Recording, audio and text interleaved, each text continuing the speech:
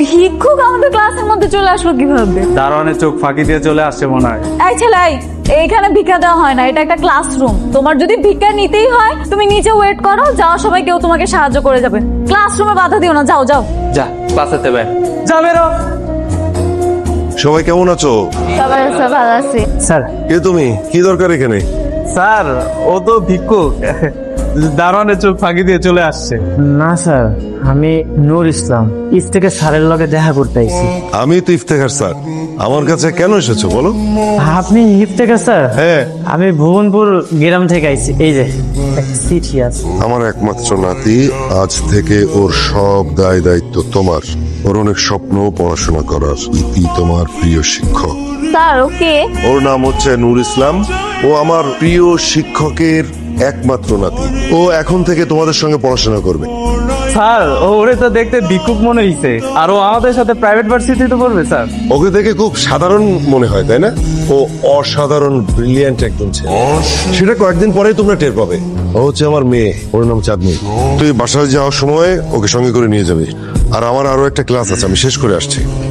বাড়িতে চলো। তুমি কি ভেবেছো আমার বাবা আমাকে বলেছে তোমাকে সাথে করে নিয়ে যেতে, তার মানে আমি তোমাকে সাথে করে নিয়ে যাব? তুই না বলেছিলি তোর বাসায় খুব ব্রিলিয়েন্ট স্টুডেন্ট আসবে, তুই নাকি তার সাথে প্রেম করবি? এই তোর হবু বয়ফ্রেন্ড।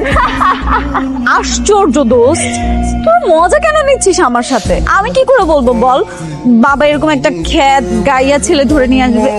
আরে দেখি সমস্যা কোথায়? প্রেম কর, ভালোই তো মানাবে। তোরে না আমি মারবো ধরে। ওর সাথে প্রেম করবো আমি? আমার ক্লাস দেখতেছিস না?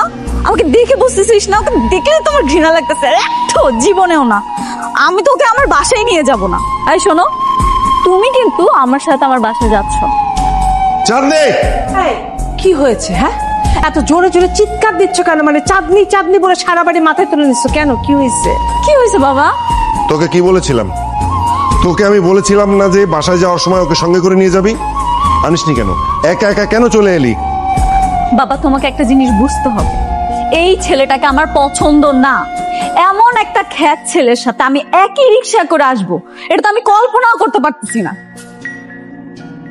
দেখলে দেখলে তখন তো খুব লাফালাফি করেছিলি, নাচানাচি করেছিলি, এই করবি সেই করবি, ও এলে খুব ভালো হবে।